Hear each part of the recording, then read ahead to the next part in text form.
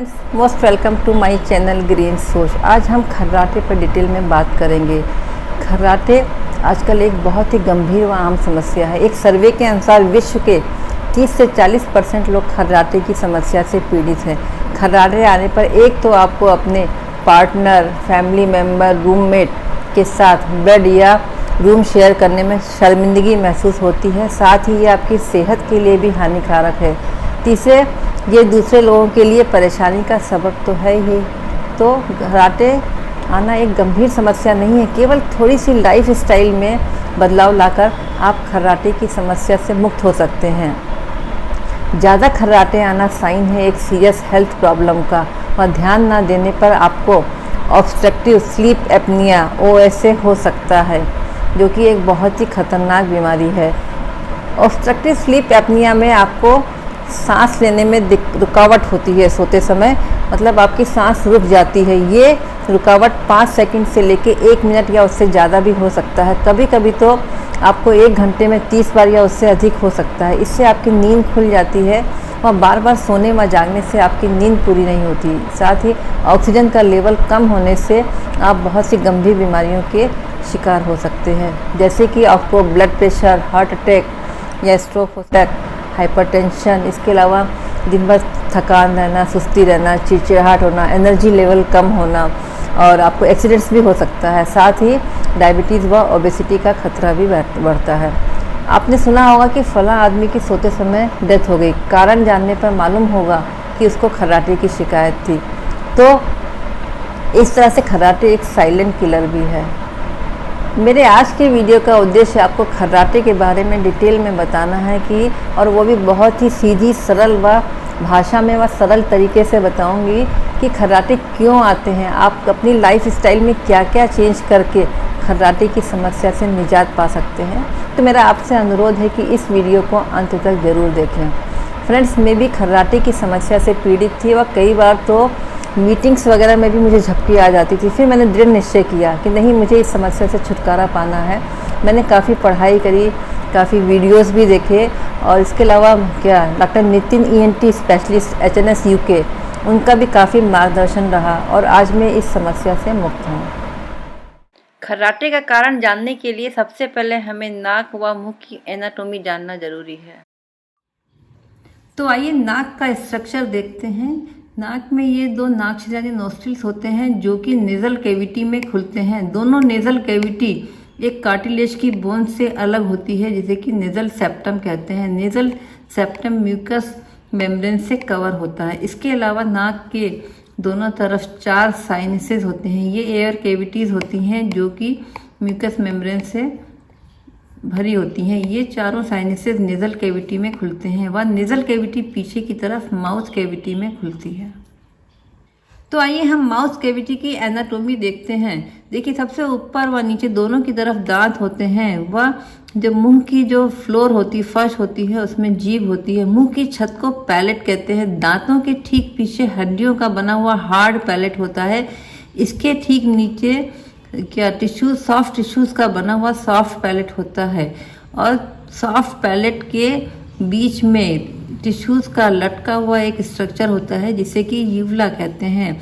Soft palate व यूवला खाने को व पीने की चीज़ों को नाक में जाने से रोकते हैं। सॉफ्ट यूवला के दोनों तरफ टॉन्सिल्स होते हैं, व इसके ठीक नीचे की तरफ माउथ कैविटी होती है।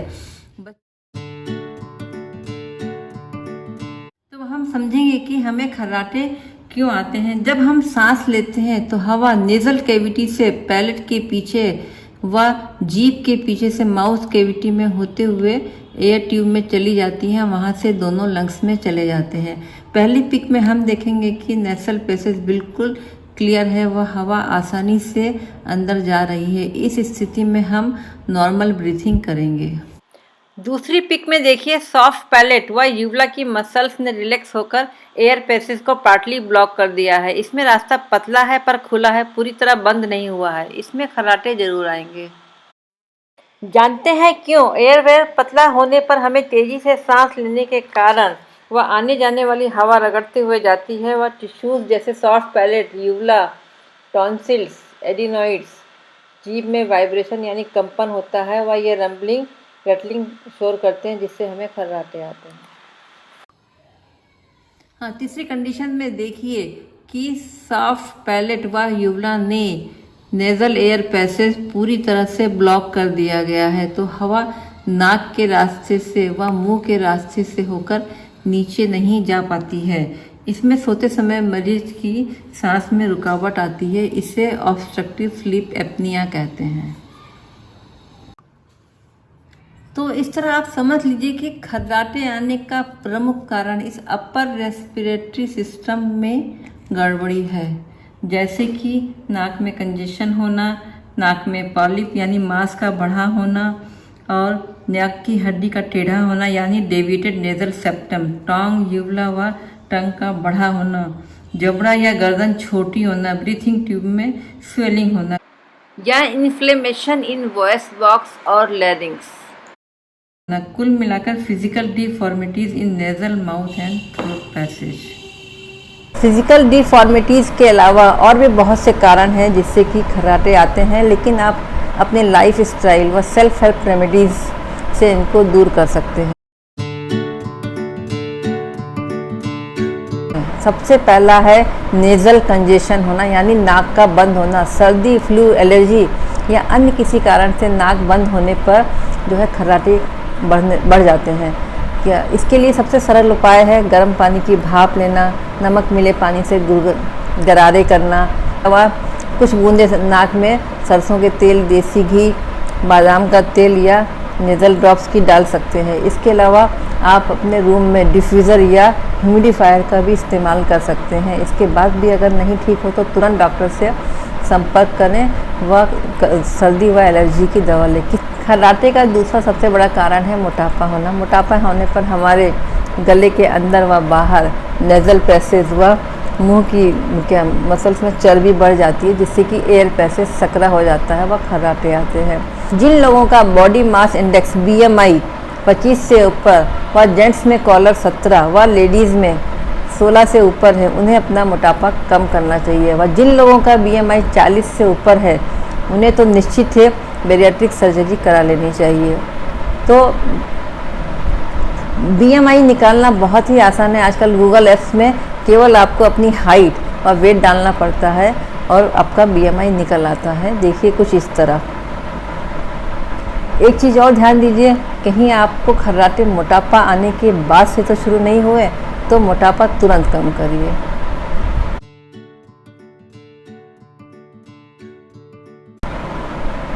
खर्राटे कम करने का एक और आसान सा तरीका है करवट लेके सोना। सीधे सोने से हमारी जीभ पीछे की तरह जाकर एयर पैसेज को ब्लॉक कर देती है। करवट लेके सोने से हमारी जीभ एक अलग पड़ी रहती है व एयर पैसेज साफ रहता है। इसके अलावा शरीर के बराबर सिर पर तकिया रखने से भी आपको खर्राटे में आराम मिलता है, एयर पैसेज खुला रहता है। आप एंटी हिस्टोरिक पिलो भी यूज़ कर सकते हैं, जो कि सोते समय आपके सिर व गर्दन को प्रॉपर पोजीशन में रखती है। ऐसा है आप अपने सिरहाने को 4 इंच ऊंचा कर दीजिए, जिससे कि एयर फ्लो आसान होकर खर्राटे में कमी आती है। ध्यान रहे कि आपको पूरे सिरहाने को ऊपर करना है, केवल तकिया को नहीं। स्टे हाइड्रेटेड, खूब पानी पिएं। पानी कम पीने पर हमारे नाक व सॉफ्ट पैलेस में जो म्यूकस स्रावित होता है वो चिपचिपा हो जाता है। इसके अलावा नाक के अंदर की नमी भी कम होने पर जो है सांस लेने में दिक्कत आती है, वह खर्राटे का कारण बनती है। कुछ बुरी आदतों को भी छोड़ना पड़ेगा खर्राटे कम करने के लिए, जैसे कि स्मोकिंग। स्मोकिंग करने से हमारे एयर पैसेज व लंग्स को बहुत ही नुकसान पहुंचता है, ये कोलैप्स भी हो सकते हैं। इसलिए अगर आपको खर्राटे आते हैं तो स्मोकिंग तो आप तुरंत छोड़िए। शराब जो है वो एक माइल्ड मसल रिलैक्टेंट होता है, जिससे कि आपके एयर पैसेज को शिथिल कर देता है और उसके कारण स्नोरिंग होती है। तो हो सके तो आप शराब बिल्कुल छोड़ दीजिए, ना हो सके तो कम अवश्य करें व सोने के 3-4 घंटा पहले लें। और अगर आपको खर्राटे भी आते हैं तो शराब कम करके देखिए, निश्चित ही आपको फ़ायदा होगा। इसके अलावा रात को सोने के पहले ट्रैंक्विलाइजर्स, स्लीपिंग पिल्स व एंटीहिस्टामिन्स ना लें, क्योंकि ये भी मसल रिलैक्टेंट होते हैं अगेन स्नोरिंग।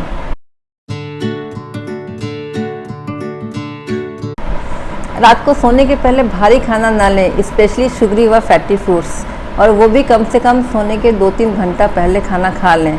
निकोटीन व कैफीन भी सोने के पहले अवॉइड करें।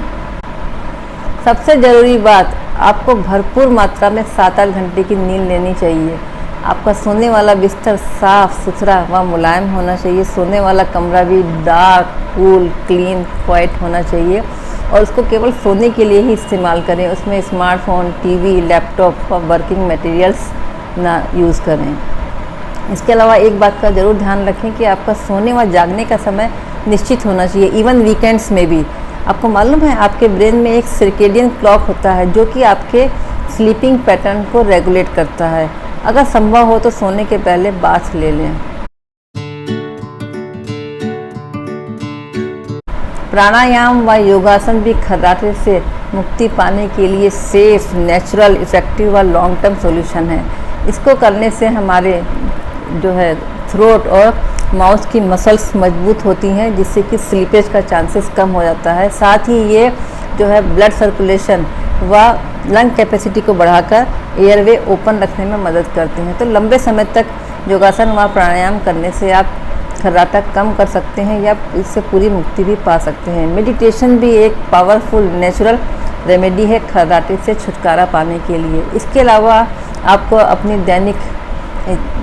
अलावा आपको दिनचर्या में एक्सरसाइज, वॉकिंग, रनिंग इत्यादि भी शामिल करना चाहिए। एक्टिव रहें, सेडेंटरी लाइफस्टाइल को छोड़ें और ध्यान रखें कि योगा सब्स्टिट्यूट नहीं है मेडिसिन का। किसी भी मेडिकल कंडीशन की दशा में अपने डॉक्टर से कंसल्ट करके ही योगा करें। खर्राटा रोकने के लिए ये आसन उपयोगी हैं, जैसे भुजंगासन, उत्तरासन, धनुरासन, सिंह गर्जासन, सिंहासन और शवासन। इसके अलावा ये प्राणायाम भी, जैसे कपालभाति, उज्जैनी प्राणायाम, भ्रामरी, नाड़ी शोधन प्राणायाम और ओम का उच्चारण।